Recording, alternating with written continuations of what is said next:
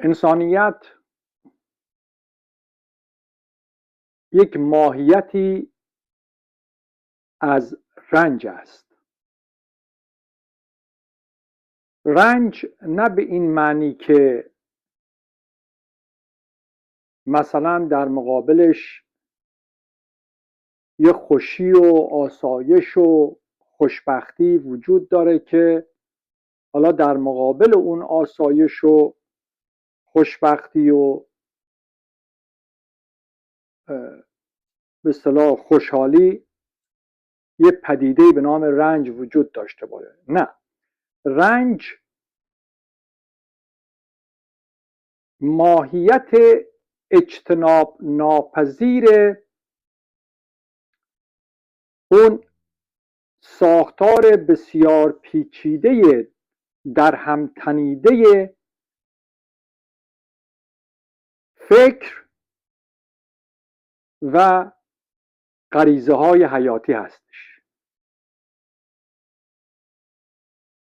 غریزه های حیاتی که تبلوری از هستی هستند در همه موجودات وجود دارند، در همه طبیعت هستی وجود داره. اما فکری که در انسان پدیده به نام انسانیت را به وجود میاره، اون فکر لزوماً در سایر موجودات هستی وجود نداره، به اون شکل عمل نمیکنه. پس فکری که در انسان در طی پروسه بیولوژیکی سیستم عصبیش به وجود میاد، این فکر اگرچه از شعور حیات، از غریزه های حیاتی انسان یک حرکت موازی جداگونه باش داره، همزمان در اثر هزاران هزار سال به گونه‌ای با همون غریزه های حیاتی در هم تنیده شده و این تنیدگی هستش که نه تنها نمیتونه ماهیت غریزه رو با ماهیت فکر یکسان بکنه، بلکه به خاطر اون تضاد طبیعی که شعور حیات، غرایز حیاتی با اون افکار انسان ساز، افکار انسانیت ساز، اون ایده ها، آگاهی ها، ایدئولوژی ها، فرهنگ ها که پدیده‌ای به نام انسانیت رو به وجود میاره، اینا از اونجایی که در یک تضاد لاینحل با هم حرکت میکنند، نمیتونن به یک ماهیت تبدیل بشن. هرچند هم که در هم تنیده بشن، این جدایی، فاصله و اون حرکات موازی همواره وجود داره و اون رنجی که، اون ناخوشی که، اون ترس و نگرانی که در انسان وجود داره و هیچ وقت هم به پایان نمیرسه و هیچ وقت هم حل نمیشه، پدیده است اجتناب ناپذیر از اون در هم تنیدگی در اون مجموعه فکر و غرایز که هرگز نمیتونن هم ماهیت بشن، نمیتونن یکی باشن. چرا؟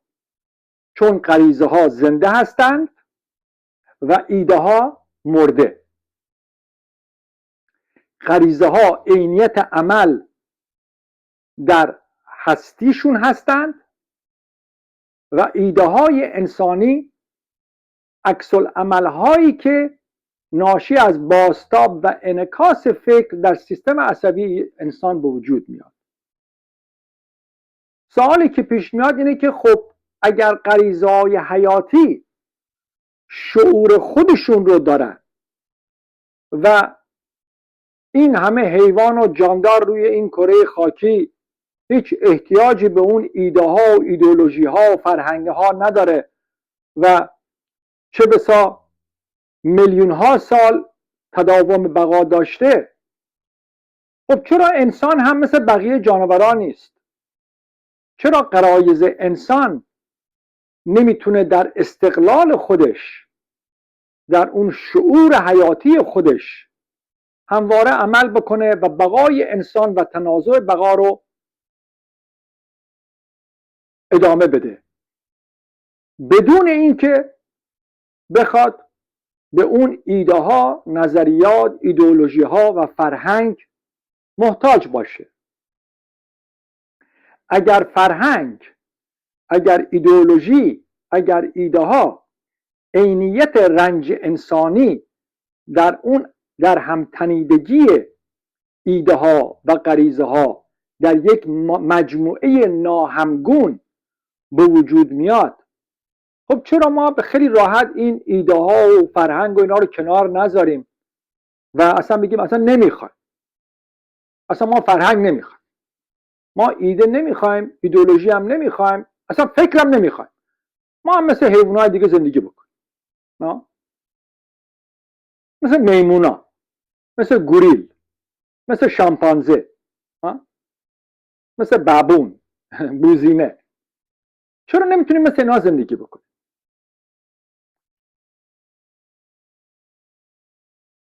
فکر در انسان در بنیانی ترین شکل عنصری خودش یک پدیده است غیر اتصالی، یک پدیده است منفرد، مثل فکری که در حیوانات وجود داره. فکر حیوانات زمانی وارد عمل میشه که کاملا همگون، همیار و بخشی جدا ناپذیر از شعور حیات باشه. اون حرکت شامپانزه، میمون، گوریل شعور حیاته، غریزه است.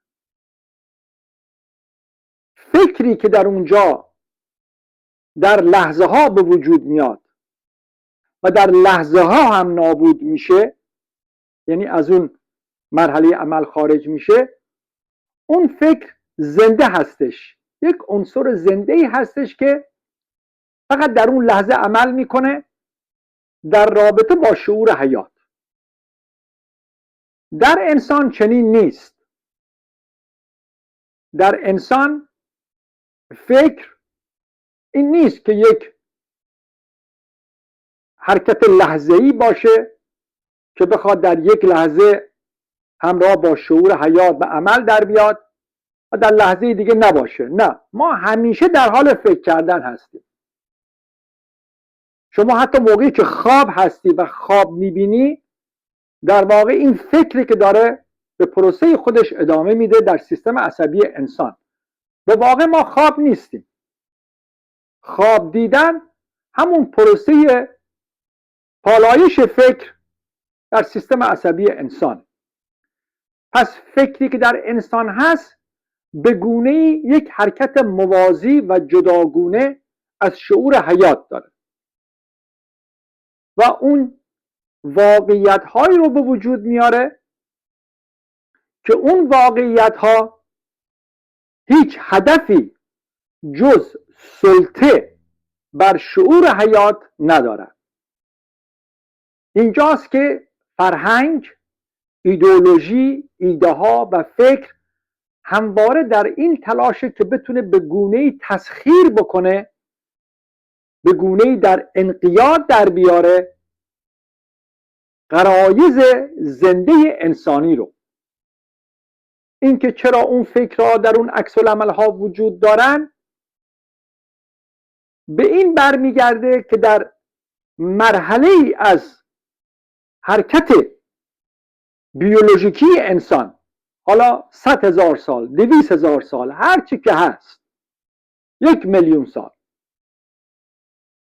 به گونه از اون حالت انفرادی، از اون حالت بنیانی عنصری بودن در سیستم عصبی انسان در انعکاس هایی که به وجود اومده به اتصال رسیده. وقتی این فکرهای بنیانی به هم متصل میشن مجبورن که واقعیت های خودشون رو به وجود بیارن، یعنی به یک کیفیتی از وجود میرسن، از واقعیت زایی میرسن که حالا باید خودشون رو تداوم بدن، به خودشون بقا بدن. این واقعیت زایی، اتصالی شدن فکر در واقع مثل این میمونه که شما در یک سیستم برق، در یک سیستم وایرینگ برق یک شورتج به وجود بیاد، یک اتصال به وجود بیاد. در سیستم عصبی انسان هم بنا به پدیده‌های بیولوژیکی طبیعی یک سری اتصالات، شورتج به وجود اومده و این شورتج ها و این اتصالات موجود در سیستم عصبی انسان باعث شده که این فکرها به همدیگه وصل بشن و در نتیجه این شورتج واقعیت خودشون رو به وجود بیارن و این واقعیت خودش رو بتونه تحمیل بکنه بر بقای انسان، بر تنازع انسان.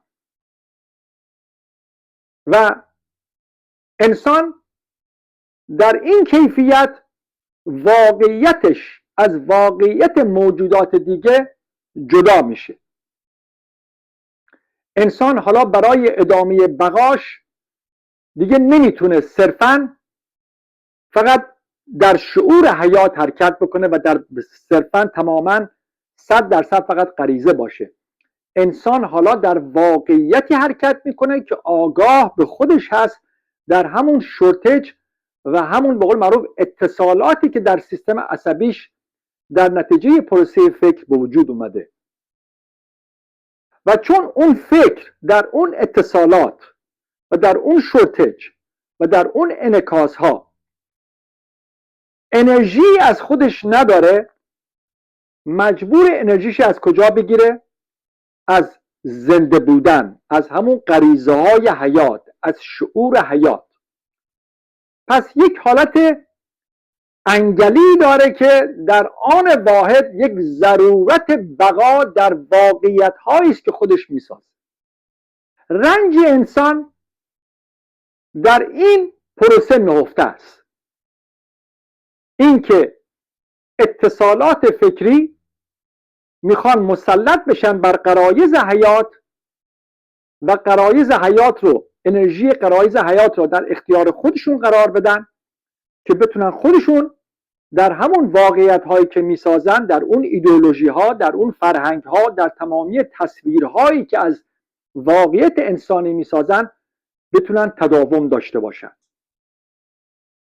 و چون که این اتصالات و این انعکاس ها و این شورتج ها زنده نیستن و انرژیشون رو دارن از غرایز شعور حیاتی میگیرن، به ناچار همیشه مجبور هستن که خودشون رو در یک حالت سلطه، در یک حالت کنترل، در یک حالت زور و قدرت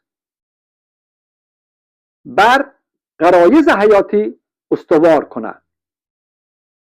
این رنج انسانی، این رنجی است اجتناب ناپذیر، به خاطر اینکه زنده بودن نمیتونه با مردگی کنار بیاد و همیشه این کشمکش، این استحکاک در انسان وجود داره. انسان نمیتونه مثل حیوانات آرامش داشته باشه. انسان نمیتونه مثل حیوانات در اون بهشت برین باشه. به خاطر همین هم است که در داستان آدم و حوا انسان در نتیجه همین شورتج، همین اتصالات فکر از کجا به بیرون رانده میشه؟ از اون بهشتی که همین کرما و سوسکا و مارمولکا و بقیه حیوونا درش هستن. بهشت همینه.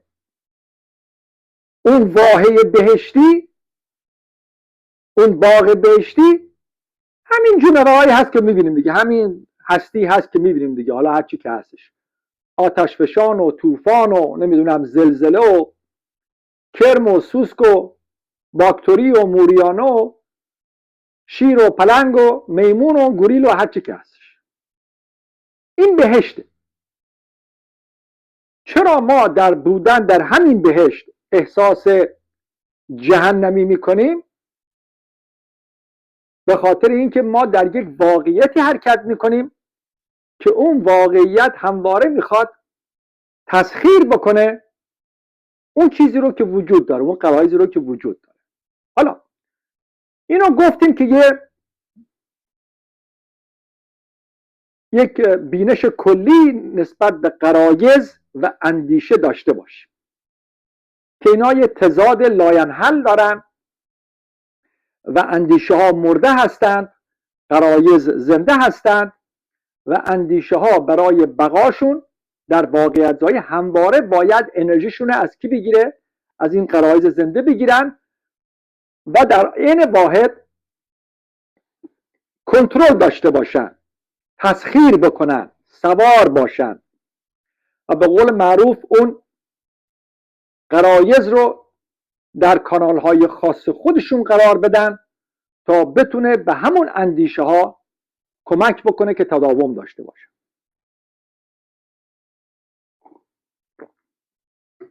ببینید در این 1 سال و اندی پیش که در ایران این نوجوانان و جوانان شورش کردن که من اسمش میذارم عصیان غریزه ها،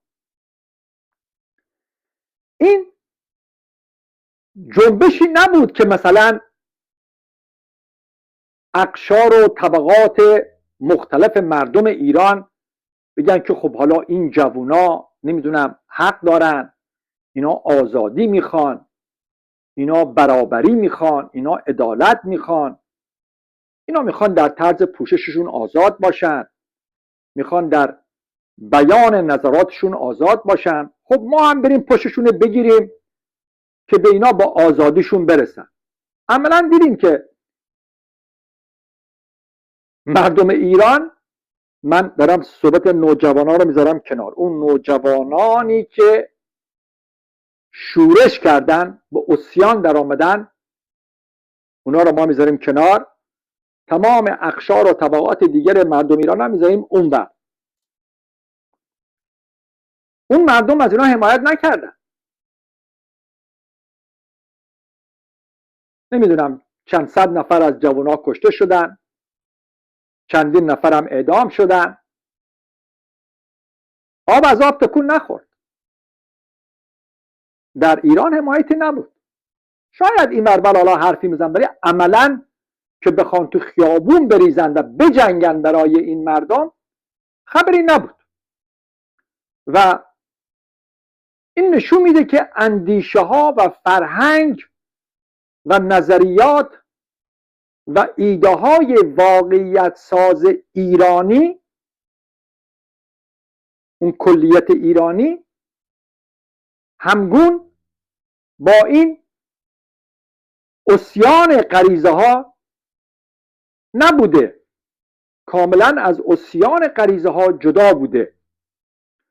اون نوجوانی که در خیابانهای تهران، مشهد، نمیدونم شهرهای دیگه، اصفهان، حالا هر جا تو خیابون میریزه و فریاد میزنه و از ته گلوش داد میزنه و راحت بدون ترس از هر مرگی میره رو در رو میشه با نیروهایی که آماده به کشتنش هستن، به دستگیریش هستن، به سرکوبش هستن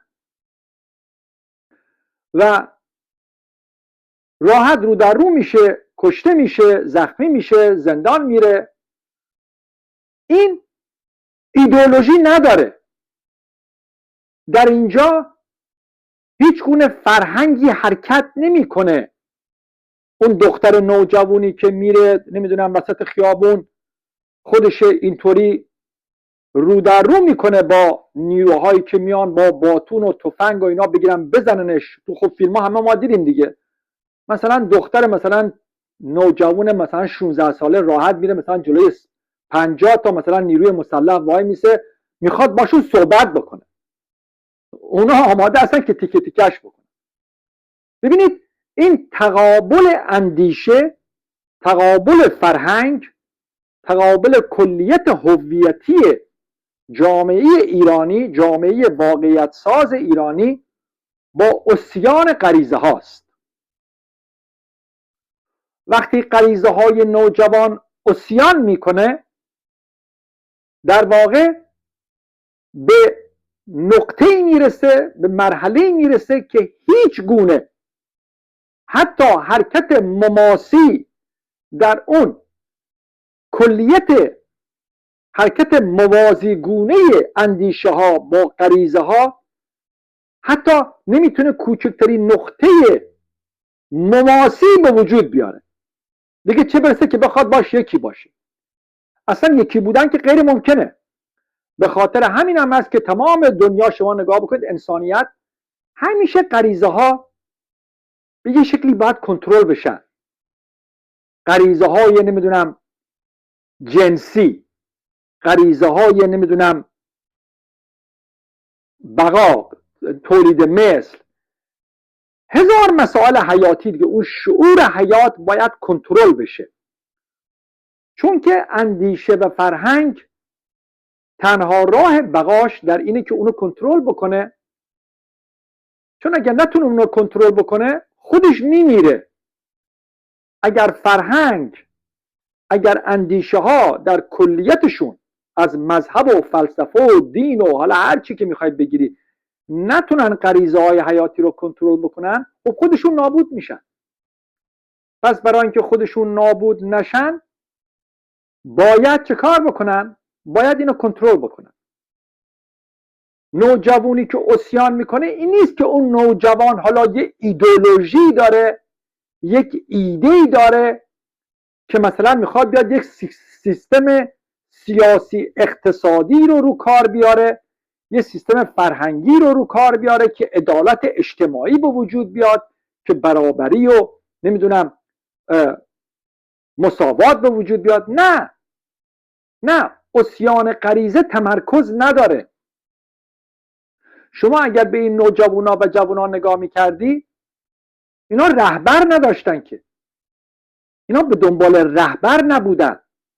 اگرچه همه اندیشه ها و نظریات سیاسی و اجتماعی فرهنگی به ظاهر مخالف با آخوندیسم درون ایران میخواستن به گونه‌ای بر اونها سوار بشن و به اصطلاح اون نمیدونم اتحادی که در خارج کشور بین این گروه ها به وجود میاد و بعد یه ائتلافی به وجود میاد و سلطنت طلب میاد با اون نمیدونم با این متحد میشه، اون میاد با این متحد میشه، یه ائتلافی به وجود میاد و زیر پوشش زن زندگی آزادی اون نوجوانی که تو خیابون مرگ رو نمیشناسه، اون شعور حیاتیه که اصلا هیچ گونه تصویری از زن زندگی آزادی نداره.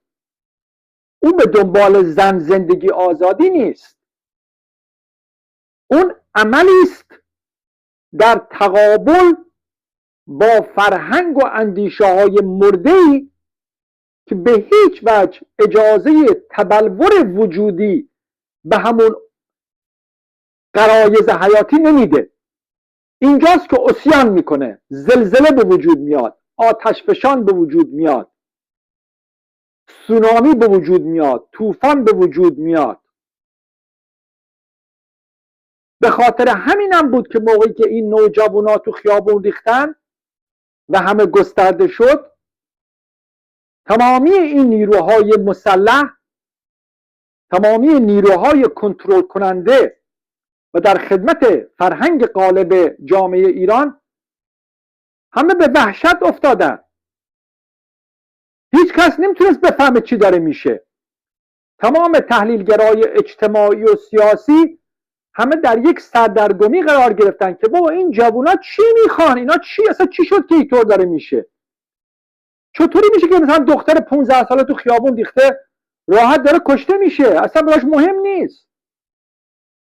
یا مثلا این بچه‌هایی دارن کشته میشن که اصلا نه ایدئولوژی دارن، نه سازماندهی دارن، نه تشکیلات دارن، نه حزب دارن، نه طرفدار این گروه هستن، نه طرفدار اون گروه سیاسی هستن، نه به خارج کشور وابسته هستن. بابا این بچهای کوچه خیابونن دیگه، همینه که داخل نمیدونم تو کوچه خیابون دارن میپلکن. حالا یا بیکارن یا یه جای کار میکنن یا نمیدونم، یا مثلا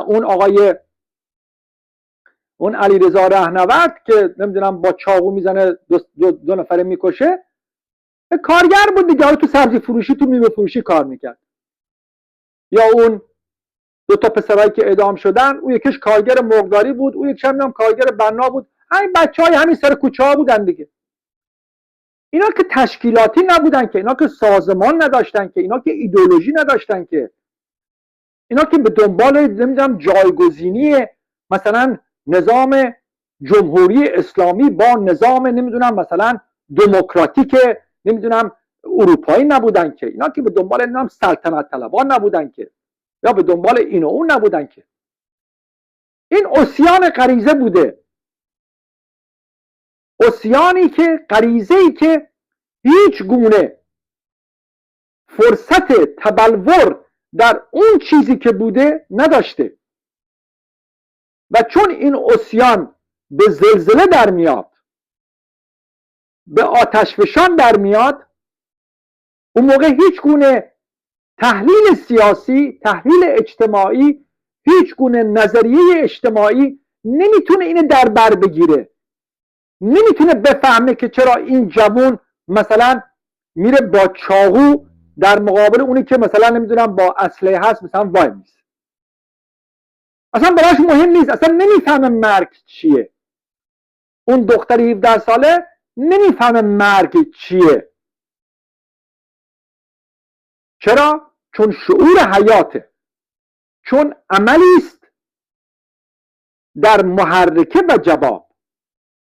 اندیشه ای نیست که بخواد بگه در زمان من میخوام به یه هدفی برسم. این نوجوانا هیچ گونه هدف مشخصی نداشتن، هیچ گونه تشکیلاتی نداشتن، هیچ گونه سازماندهی نداشتن، هیچ گونه ایدئولوژی نداشتن، به دنبال جایگزینی فرهنگی نبودن. اینها در غرایزشون عمل کردن. و به خاطر همین بود که کلیت نظام ایدئولوژیکی حاکم نمیتونست اینا رو کنترل بکنه. خودشون در سخنرانیاشون میگفتن، حتی اون آقای سردار سپاه پاسداران خودش در سخنرانیش میگه شما به نوجوانا میگه بابا شما از جون ما چی میخواید؟ شما چی میخواید که تو خیابونی توی ریختی، تو همینطور بی‌محابا داری خودتون به جلوی گلوله ها قرار میدید؟ چی میخواید که با این درندگی مثل پلنگ، مثل ببر به ما حمله بر میشید؟ همونطور که پلنگ نمیفهمه که اسلحه چیه، همونطور که پلنگ نمیفهمه که تو داری میخوای نمیدونم مثلا اون از زندان بترسونی، بخوای اون از اعدام بترسونی، پلنگ در غریزه حیاتی و شعور حیاتیش عمل میکنه، میکشه، حمله میکنه، فرار میکنه، ولی میخواد اون چیزی باید باشه که هست، نه اینکه میخواد باشه، بلکه در ذات غریزش عمل میکنه. این نوجوانای ایرانی همه مثل پلنگ شده بودن. حتی این خبرگزاری BBC نمیفهمید اینا چرا اینطوری هستن. این سخنگوهای BBC، این همه آدم نمیدونم به قول معروف با سواد و متفکر، تمام جامعه شناسای ایرانی همه معذرت میخوام گوگیجه گرفته بودن که این نوجوانه در چه ساختار فکری حرکت میکنه که اینطوری مثل یه حیوان وحشی داره حمله بر میشه به نیرویی که به راحتی قتل عامش میکنه. بعد یه سری تو خارج کشور میخواستن با ایدئولوژی‌های خودشون، با ساختارهای فرهنگی خودشون بر این موج غرایز زنده عصیان زده سوار بشن و به نفع ایدئولوژی خودشون رو در همون ایدئولوژی های مردهشون تداوم بدن. یعنی فرق نمیکنه چه ایدئولوژی حاکم مرده در داخل کشور و چه ایدئولوژی های به اصطلاح اپوزیسیون مرده، همه در این جهت حرکت میکنن که چگونه بتوانند تسخیر بکنن و کنترل بکنن عصیان غریزه رو. این غریزه ها اینقدر قدرت دارن، شعور حیاتن. شما نمیتونید با پند و اندرز، با امر به معروف و نهی از منکر بخوای بیای این غریزه ها رو کنترل بکنی. اصلا تمام تاریخ انسانیت جنگ غریزه ها با کلیت اندیشه های فرهنگساز بوده. همیشه بوده، حالا هم هست، همیشه هم خواهد بود. تو همین اروپاش، تو همین آمریکاش، استرالیاش، همه جای کره زمین نگاه بکنید، همیشه بین غریزه ها و ایدئولوژی ها کشمکش، استحکاک و جنگ وجود داره. تنها راهی که ایدئولوژی ها میتونن غریزه ها رو کنترل کنن اینه که اولین کاری که باید بکنن اینه که باید اون رو در یک قضاوت و ارزش‌زایی به محاکمه بکشونن، محکوم بکنن، گناه بکنن و خوبی و بدی ازش درست بکنن تا بتونن در اون هدف واهی که نهایتا تسخیر اونها باشه دل خودشون رو خوش بکنن. آیا شما میتونی غریزه ها رو در خودت نابود بکنی؟ هر چقدر بری داخل حمام لخ بشی، به بدن خودت نگاه بکنی، هر چقدر بگی عیبه، بگی زشته، بگی گناه داره، بگی نمیدونم این کار نباید کرد، حتی اگر اون آخوند درون خودت در اون خلوتترین اوقات زندگی خودت، در اون تنهایی مطلقه خودت رو بازجویی میکنه، خودت رو به مورد قضاوت قرار میده و در تو امر به معروف و نهی از منکر به وجود میاره و تو گناهکار میکنه و به تو میگه این رو باید بکنی، اون رو نباید بکنی، آیا تو در این خود محکومی آزاد هستی؟ پس پدیده‌ای به نام زن، زندگی آزادی که اون ایدئولوژی ها میخواستن خودشون رو تحمیل کنن بر عصیان غریزه ها، یک ایدئولوژی مرده است. پدیده‌ای به نام زن، زندگی آزادی مطلقاً وجود نداره. زن نمیتونه در ایده زندگی و آزادی که میخواد شکل بده، میخواد بهش یک واقعیت اجتماعی بده، یک عدالت و مساوات درش به وجود بیاره، نمیتونه آزاد باشه، چون یک ایده است که میخواد سوار بشه بر غریزه حیات. آزادی وجود نداره، زن زندگی آزادی وجود نداره. کجای دنیا شما زن زندگی آزادی میبینید؟ همیشه یک ایده به دنبال جایگزینی بر یک ایده دیگه است، در این توهم که این میتونه اون چیزی رو بده که اون یکی نمیتونه بده. هیچ چیزی نمیتونه جایگزین و عصیان غریزه ها بشه. کیفیت عصیان نوجوانان و جوانان ایرانی که اینطوری بی‌محابا در خیابونا ریختن و به اصطلاح یه حالت شورش اجتماعی بود، این یه شورش اجتماعی نبود، این عمل غریزه ها در زنده بودنش بود، چنان که همیشه هست. حالا شاید در یک شکل جمعی نباشه، در شکل فردی شما در هر نوجوانی یک عصیان میبینی.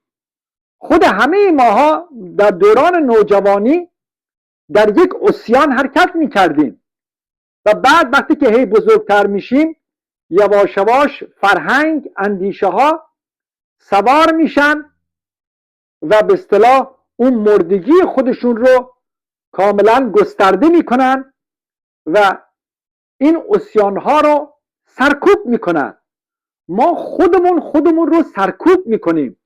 ما باید در یک خود سرکوبی حرکت بکنیم تا بتونیم به قول معروف با جامعه همگون بشیم.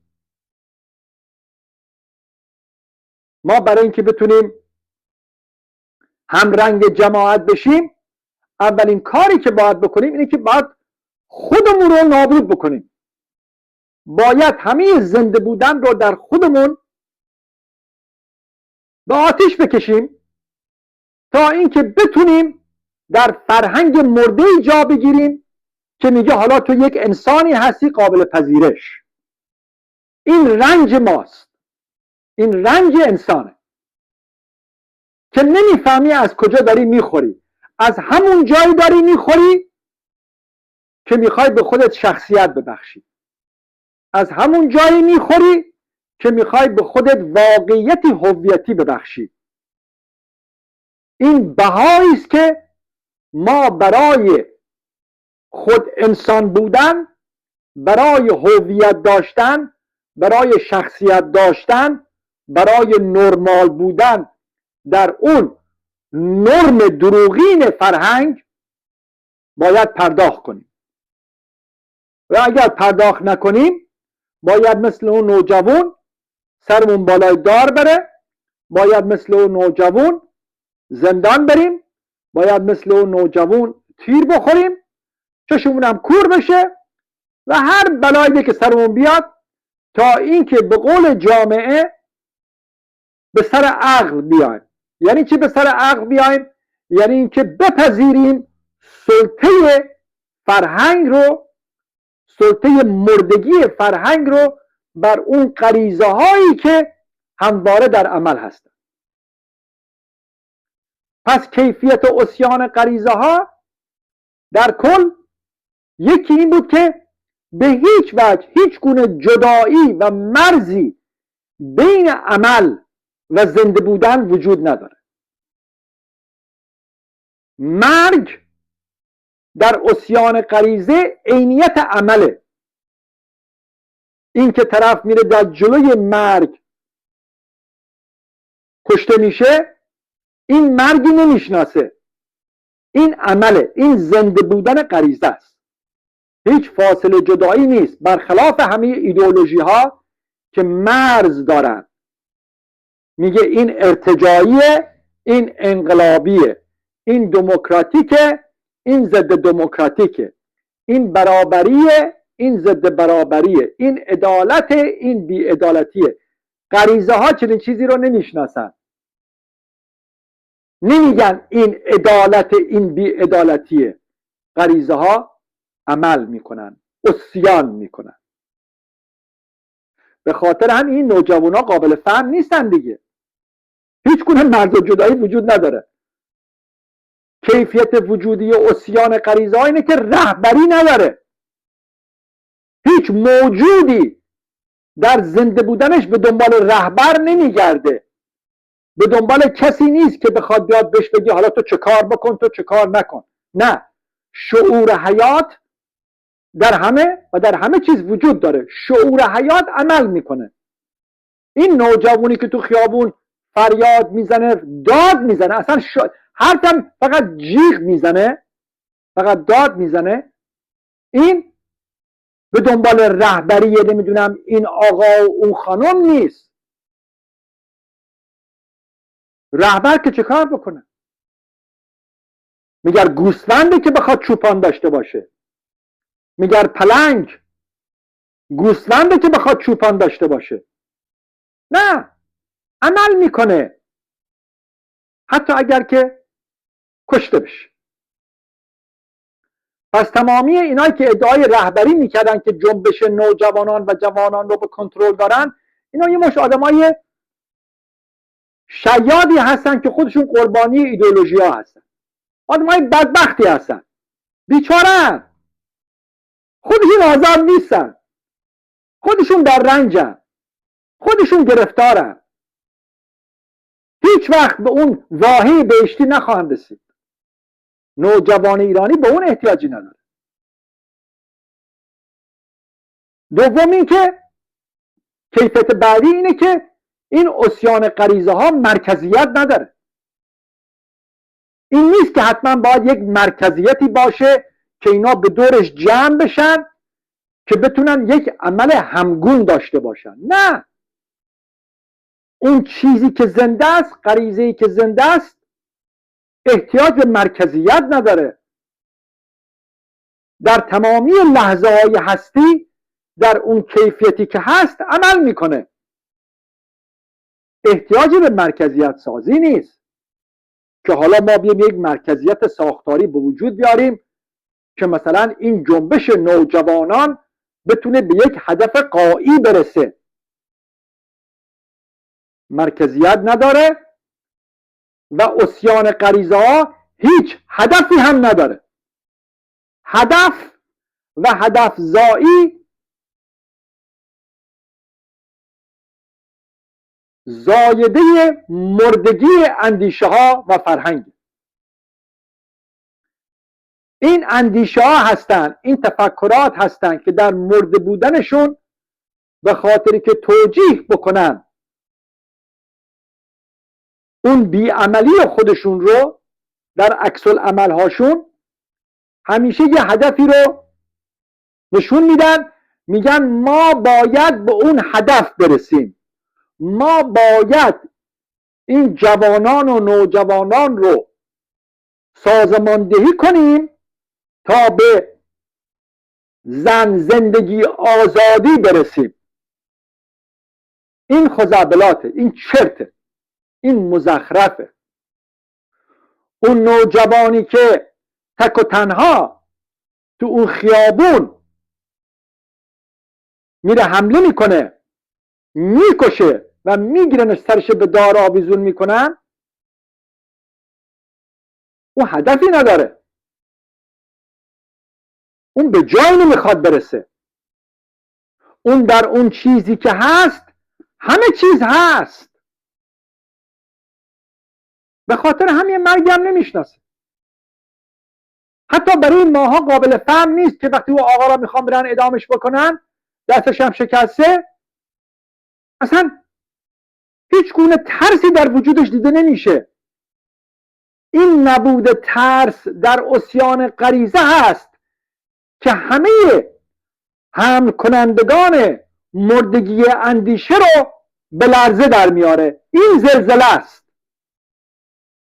زلزله عمل عصیان غریزه در نابودسازی اندیشه است، چون اندیشه نمیتونه تسخیر بکنه، نمیتونه بفهمه، نمیتونه هدف زایی بکنه، نمیتونه قالب سازی بکنه که چرا این عمل هیچ گونه همخونی، هیچ گونه همگونی با اون اندیشه‌ای که هدف رو میسازه و امر به معروف و نهی از منکر میکنه و هویت میسازه و شخصیت میسازه، چرا اون در اون جا نمیگیره؟ بعد میگن چیه؟ میگن طرف اصلا به کل دیوانه است، جانیه، هیچ چاره نیست جز کشتنش. همینطور که شما اگر پلنگ بیاد تو خیابون، جز کشتن پلنگ یا به گونه اسیر کردنش رو توی قفس انداختنش نمیتونی با اون پلنگ کنار بیای، چون اون پلنگ زنده است، گوسفند نیست. فرهنگی که نتونه کوچکترین همگونی، همراهی، موازی بودن رو با غریزه های حیات به وجود بیاره، مسلما رو در روش قرار میگیره.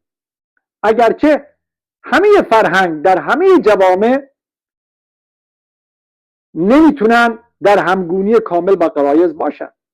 به خاطر همین هم است که توی کشورهای اروپایی و غربی و حتی اون لیبرال دموکراسیش شما میبینید دیگه، چقدر غرایز سرکوب و کنترل میکنن تا بتونن به اون هویت کلی فرهنگی جامعه تداوم بدن.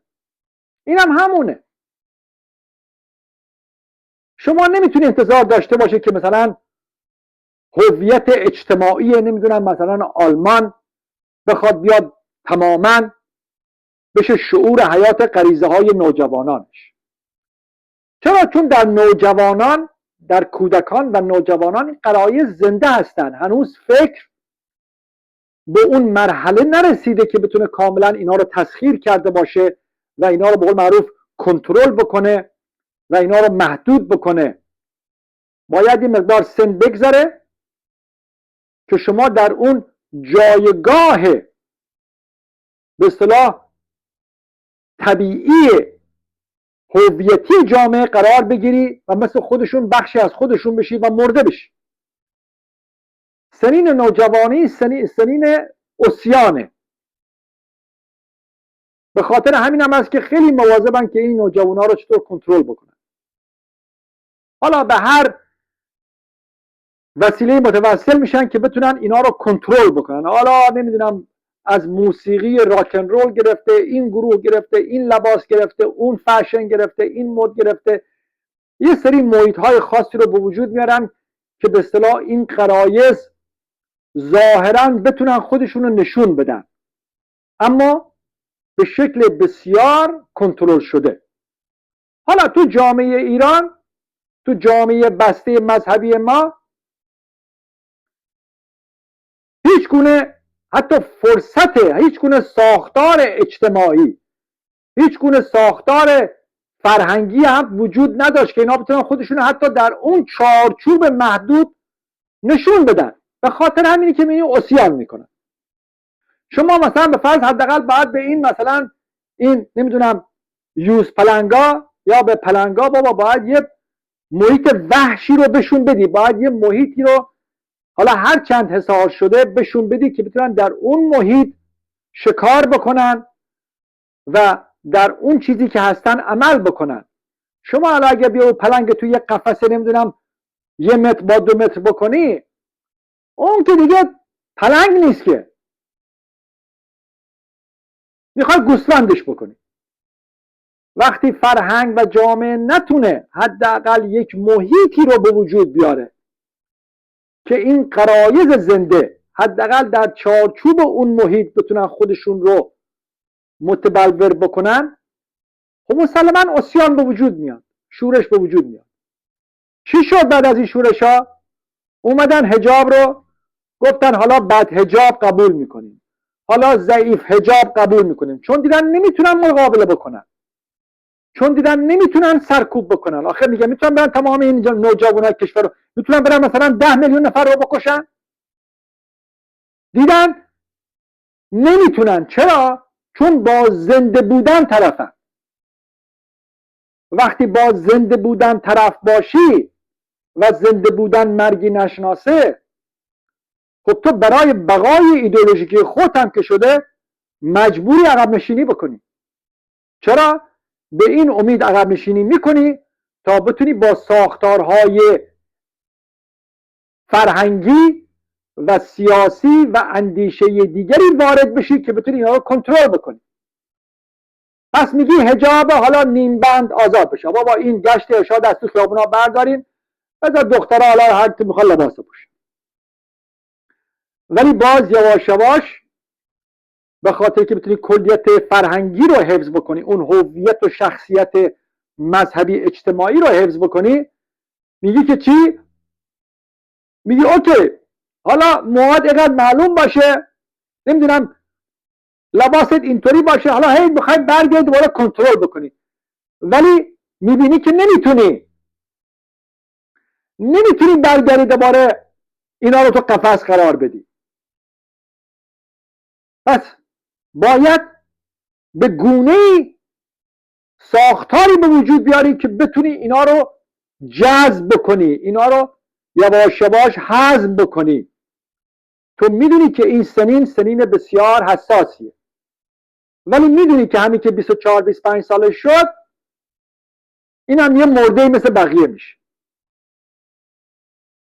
بعدا ازدواج میکنه، بچه دار میشه، مشغول بالاخره زندگی کردن در همون جهنمی میشه که خودش بر علیهش زمانی شورش کرد، چون چاره ای نداره.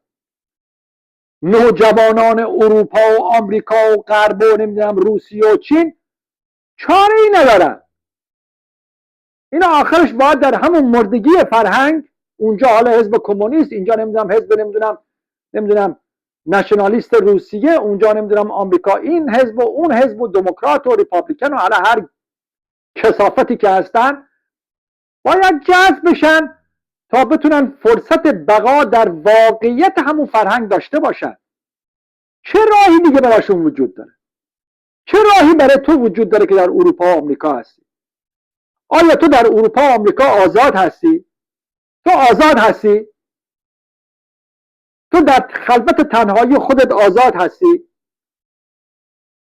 میتونی غرایزت رو در اون چیزی که هستن به عمل در بیاری؟ نه، نمیتونی. حالا میخوای بگی مثلا نوجوانان ایران آزادی برسونی، به نمیدونم زن زندگی آزادی برسونی؟ آیا این خانم نمیدونم این هنرپیشه ایرانی تو فرانسه اسمش چیه که بعد سخنرانی کرد راجع به زن زندگی آزادی، حالا همه هم براش دست زدن، گلشیفته نمیدونم فراهانی، حالا این خانم خودش آزاده؟ این خانمایی که از ایران میرن اروپا اینا آزادن؟ اینا آزادن؟ خوشبختن؟ به بالاترین تکامل عدالت اجتماعی رسیدن؟ اینا بابا خودشونو میکشن، تنها و بدبختن، بیچارن، همیشه در غم و غصه هستن. باز اون دخترای تو ایران تو تهران تو همون خیابونای نمیدونم که میچرخن حالا با همون بد حجابی و بی حجابی و کم حجابی و ضعیف حجابی هست، اونا باز از اینا راحت ترن، به خاطر که اونا در اون چیزی که هستن حداقل دارن عمل میکنن و چیزی هم نمیترسن. ولی اینی که در اروپا است از قوانین اروپا میترسه که یه وقتی اخراجش نکنن، یه وقتی انگی بهش نزنن، میترسه که یه وقتی بنزنش بره برگرده بره ایران. شما آزادید؟ این توهمه. هیچ اندیشه‌ای نمیتونه انسان رو آزاد بکنه. اصلا بنیان وجود اندیشه در اینی که تو باید در اسارتی باشی که اصلا نمیدونی از کجا آمده و تو باید رنج بکشی.